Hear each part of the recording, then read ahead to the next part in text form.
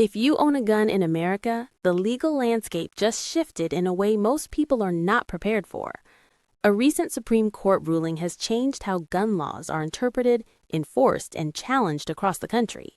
And while many gun owners think this decision automatically protects them, that assumption could lead to a very serious and very costly mistake. Because here's the truth: when laws change, confusion follows. And confusion is exactly when ordinary people get arrested, charged, or stripped of rights they didn't even realize were on the line. Today, we're breaking down 10 gun laws that just changed after the Supreme Court ruling, what they actually mean in the real world, and why misunderstanding even one of them could put you at risk. These changes are already affecting police behavior, court cases, and enforcement policies right now. This isn't speculation, this is happening. Let's start with the foundation that everything else now rests on. This is the single most important change because every other gun law now has to survive this standard. The Supreme Court clarified that the Second Amendment is not a second-class right. It does not get weaker protection. It does not get treated as optional. It stands on the same constitutional footing as freedom of speech, freedom of religion, and protection against unlawful searches. What does that mean in plain terms? It means the government can no longer justify gun restrictions by simply saying they might improve public safety. Good intentions are no longer enough. Emotional arguments are no longer enough. Political pressure is no longer enough. From now on, if a law restricts your right to own, carry, transport, or use a firearm, the burden of proof is on the government, not you. They must prove 3 things in court. First, that the restriction addresses a real and historically recognized problem. Second, that the law is narrowly tailored and not overly broad. And third, that there is no less restrictive way to achieve the same goal. This flips the legal balance completely. For decades, gun owners were forced to justify why they deserved their rights. Now, the government has to justify why it should be allowed to limit them at all. But here's the mistake many gun owners are already making. They hear stronger protection and assume that means they're automatically safe. They assume enforcement has stopped. They assume old laws no longer apply. That assumption is wrong and dangerous. Which brings us to the second major change. For years, officers who violated constitutional rights were often shielded by legal doctrines that made accountability nearly impossible. Even when a violation was obvious, lawsuits were frequently dismissed before they ever reached trial. That shield has now cracked. Under the new legal framework, officers who knowingly violate clearly established Second Amendment rights can face personal consequences. That includes civil liability, disciplinary action, and in some cases, federal review. This is a major shift. It changes how departments train officers, it changes how supervisors review arrests, and it changes how aggressively certain laws are enforced. But here's where gun owners can make a serious mistake. Some people believe this means police will hesitate, back off, or automatically side with the gun owner in the field. That's not how reality works. On the street, officers still make split-second decisions. Many are still operating under old guidance. Many departments are still updating policies. If you assume an officer won't do anything because of this ruling, you could find yourself in handcuffs while the legal arguments get sorted out later. The ruling strengthens your position in court, not necessarily on the side of the road. Now let's talk about one of the most controversial changes. The court's ruling reaffirmed a basic principle that had been eroded over time. The government cannot deprive you of a constitutional right without due process. That means notice, an opportunity to be heard, and a fair legal procedure. In practice, this has placed many firearm seizure policies under intense scrutiny. Any system that allows guns to be taken without criminal charges, without adversarial hearings, or without clear standards now faces constitutional challenges. This does not mean every such law vanished overnight. This is where many gun owners misunderstand the situation. The ruling does not automatically erase statutes from the books. What it does is make them vulnerable. It gives defendants stronger grounds to challenge them. It forces courts to reevaluate how they are applied. If you assume a policy no longer exists and act accordingly, you may still be arrested under it and then forced to fight it in court. That fight can be expensive. It can take months or years, and even if you eventually win, the damage may have already been done. Next is a change that affects privacy. and it's one many people didn't see coming. The Supreme Court made it clear that exercising a constitutional right cannot, by itself, justify intrusive tracking or record accumulation beyond what the law explicitly allows. As a result, any government practice that effectively creates registries, searchable databases, or long-term tracking of lawful gun owners is now being challenged nationwide. This is a major shift in how agencies handle data. Policies are being rewritten, procedures are being paused, audits are underway. But here's the mistake.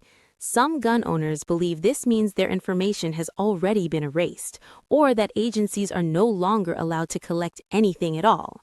That's not accurate.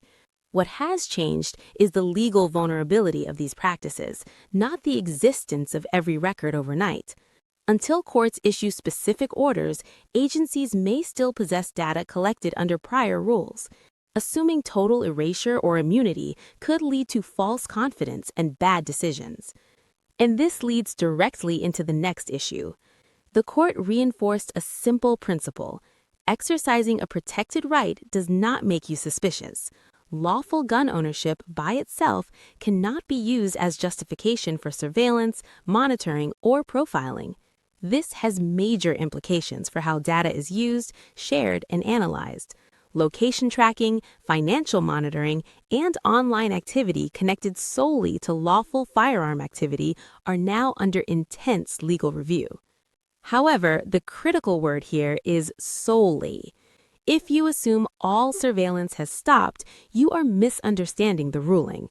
Probable cause tied to actual criminal suspicion still allows investigation. The ruling does not create invisibility, it creates boundaries. Crossing those boundaries is what triggers violations and lawsuits. In the next section, we'll cover how this ruling affects permits, carry laws, ammunition access, dealer operations, home inspections, and interstate travel, including the single mistake that continues to get gun owners arrested even after the ruling. Before we continue, understand this. Knowing your rights is now more important than ever because misunderstanding them could cost you your freedom. Now let's move into the changes that directly affect how, where, and how easily you can legally carry and use a firearm. These are the areas where most gun owners think they understand the law and where the most serious mistakes are being made. The Supreme Court ruling made it clear that the right to carry a firearm for self-defense is not a privilege granted at the discretion of the state. It is a constitutional right. That means states can no longer design permit systems with the purpose of discouraging or delaying lawful carry. As a result, permit schemes that rely on vague standards like good cause, proper reason, or exceptional need are now facing immediate legal challenges. Courts are requiring objective criteria, reasonable timelines, and fees that do not place a financial burden on exercising a right. This has already forced states and local agencies to revise application processes, accelerate approval timelines, and remove discretionary denials. But here is where gun owners are making a costly mistake. Many people assume this means permits are no longer required at all, or that they can begin carrying immediately without checking local compliance rules. That assumption can still get you arrested. Until a state formally changes its statutes or a court issues a binding order, enforcement may continue under existing procedures. Some jurisdictions are complying quickly, others are resisting, some are quietly delaying updates. If you carry without verifying the current legal status in your jurisdiction, you may still face charges, even if those charges are later dismissed. Rights don't protect you from arrest, they protect you in court afterward. Now, let's talk about something every gun owner needs, but few people talk about until it becomes a problem. The court recognized something that gun owners have argued for years. A firearm without ammunition is functionally useless. That means laws targeting ammunition access are not separate from gun laws. They are gun laws. As a result, special restrictions that single out ammunition for unique treatment are now under constitutional scrutiny. background checks, purchase limits, shipping bans, special permits, and excessive fees are being challenged across multiple states. Several enforcement programs have already been paused or rolled back as agencies wait for further guidance. But here's where many people are making a mistake. They assume every ammunition restriction is already gone. They assume online orders are universally legal again. They assume quantity limits no longer apply anywhere. That is not universally true. Yet, some are being challenged but not overturned. Acting as if all restrictions have disappeared could result in denied purchases, seized shipments, or worse, criminal charges. The smart move is knowing which rules are suspended, which are under injunction, and which are still being enforced in your state. Next, let's shift to an area that affects not just gun owners, but the entire firearms industry. The Supreme Court's ruling reinforced a key principle. Regulatory enforcement cannot be used as punishment for lawful activity. For years, licensed dealers faced aggressive inspections, where minor clerical errors were treated as serious violations. Under the new standard, enforcement actions must be tied to actual misconduct, not technical mistakes. Courts are now requiring evidence of willful or criminal behavior before licenses can be revoked. This is a major shift for gun shops, manufacturers, and collectors operating under federal licenses. But here's where individual gun owners make the wrong assumption. They believe this change only affects dealers, not them. In reality, the survival of local gun stores affects access, pricing, transfers, and compliance support for gun owners. As enforcement pressure changes, so do procedures, record-keeping practices, and transaction requirements. Assuming nothing has changed when buying or transferring firearms can result in paperwork errors that still fall on you, not the dealer. Always verify current procedures, even during periods of legal transition. Now let's move into one of the most personal and sensitive areas of this ruling. The court reaffirmed that owning firearms does not reduce your expectation of privacy. Your home remains your home. Warrantless searches, inspections, or demands for access require clear legal authority. This has serious implications for so-called compliance checks and administrative searches. Any inspection of firearms, records, or collections must now meet constitutional standards. This ruling strengthens protections, but it does not eliminate all inspections. And here is where people make a dangerous mistake. Some gun owners now believe they can automatically refuse any interaction with law enforcement related to firearms without consequence. Others believe agents are prohibited from even asking questions. That's not how the law works. The ruling protects against unlawful entry and coercive searches. It does not eliminate lawful warrants, legitimate investigations, or regulatory requirements tied to licensed activity. Misunderstanding this boundary can escalate a situation unnecessarily and create legal trouble where none needed to exist. Knowing when you can refuse and how to refuse lawfully matters. And now we arrive at the change that affects more people than almost any other. The Supreme Court clarified that states cannot criminalize lawful firearm possession during interstate travel when the firearm is legal at the point of origin and the destination. This is a major protection for travelers, commuters, and families driving through restrictive states. But this is also where the most arrests continue to happen. Why? Because protection depends on compliance. Firearms must be transported according to federal guidelines. Storage, accessibility, and separation from ammunition still matter. Disclosure laws still vary. Traffic stops still happen. If you deviate from required transport rules even slightly, you may lose the protection entirely. Many gun owners assume that simply passing through is enough. It's not. One mistake during a traffic stop can turn a routine drive into a felony arrest, even in a post-ruling landscape. And here's the hardest truth of all. The Supreme Court ruling strengthened gun rights, but it also raised the stakes for ignorance. Courts expect gun owners to know the law. Police are still adapting. States are responding unevenly. If you misunderstand what changed, what didn't, and what is still being enforced, you could pay the price long before a judge ever reviews your case. In the final section, we'll talk about why this transition period is the most dangerous time for gun owners, what mistakes are happening right now, and how to protect yourself while the legal dust settles. What makes this moment so dangerous for gun owners isn't the Supreme Court ruling itself. It's the gap between what the law now says and how it's being applied on the ground. History shows that whenever major constitutional shifts happen, enforcement lags behind interpretation. And during that lag, ordinary people get caught in the middle. Right now, we are in that window. Police departments are still rewriting policies. Legislatures are still arguing. Courts are still issuing follow-up rulings.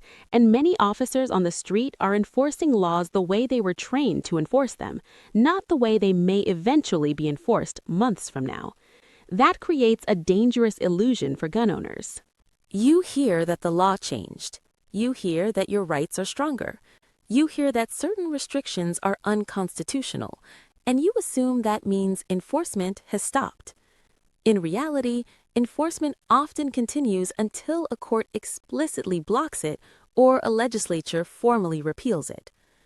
This is why so many gun owners end up saying the same thing after an arrest. I thought that law was gone. Let's talk about the most common mistakes happening right now. A Supreme Court ruling sets the standard, but states still have to bring their laws into compliance. Some do it quickly, others resist. Some try to rewrite laws in ways that technically follow the ruling while preserving as much control as possible. If you act based on headlines instead of current state enforcement, you may still be charged under laws that haven't yet been invalidated in your jurisdiction. Winning in court later doesn't undo an arrest, a seizure, or legal fees. Law enforcement training doesn't change overnight. Many officers are still being briefed on older interpretations of the law. Some departments are cautious, others are slow, a few are openly defiant. If you assume an officer should know about a new ruling and act confrontationally, you may escalate a situation unnecessarily. Knowing your rights also means knowing how and when to assert them calmly and correctly. This is one of the biggest misunderstandings. A stronger constitutional right does not mean you cannot be stopped, questioned, arrested, or charged. It means you have a stronger defense once the legal process begins. Rights protect outcomes, not experiences. You can still be detained. Your firearm can still be temporarily seized. You can still be arrested under a law that is later struck down. Assuming immunity leads to complacency, and complacency leads to mistakes. Interstate travel protections, carry laws, and ammunition rules all come with conditions: storage requirements, transport rules, disclosure obligations, permit reciprocity nuances. Most arrests don't happen because someone intentionally broke the law.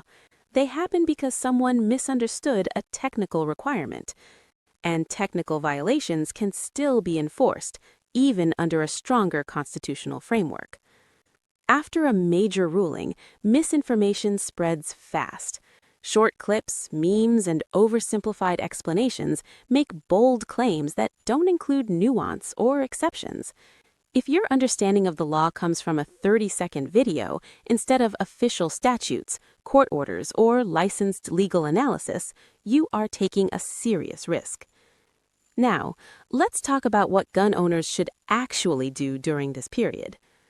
First, verify current enforcement in your state, not just the ruling itself.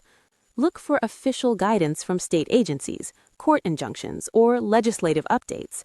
If something hasn't been formally changed or blocked, assume it may still be enforced. Second, document everything. If you apply for a permit, make a purchase, or transport a firearm across state lines, keep records. Receipts, approvals, dates, and copies matter more than ever in periods of legal transition. Third, know the difference between refusing and resisting. You have the right to decline unlawful searches. You do not have the right to interfere with an officer's duties. Calm, clear, lawful communication protects you far more than confrontation. Fourth, understand that lawsuits happen after damage, not before. Civil liability and constitutional challenges are remedies, not shields. Avoiding the situation in the first place is always better than winning later. And finally, stay informed continuously, not just once. Laws are still being challenged. States are still responding. Lower courts are issuing rulings that clarify, limit, or expand how the Supreme Court's decision is applied. What's legal today may be modified tomorrow, not because your rights are shrinking, but because the system is adjusting. This Supreme Court ruling is one of the most significant shifts in gun law interpretation in decades. It strengthens constitutional protections, rebalances power, and opens the door to overturning many long-standing restrictions. But it also places more responsibility on gun owners. You can no longer rely on outdated assumptions from either side of the debate. You cannot assume the law is the same as it was 5 years ago, and you cannot assume it has fully settled today. The gun owners who get into trouble are rarely the reckless ones. They are the confident ones who believe they already understand the rules. And that is the serious mistake most gun owners are about to make. If you want to protect your rights, your freedom, and your future, you need to stay informed, stay cautious, and stay ahead of enforcement, not behind it. Because knowing the law isn't optional anymore. It's essential.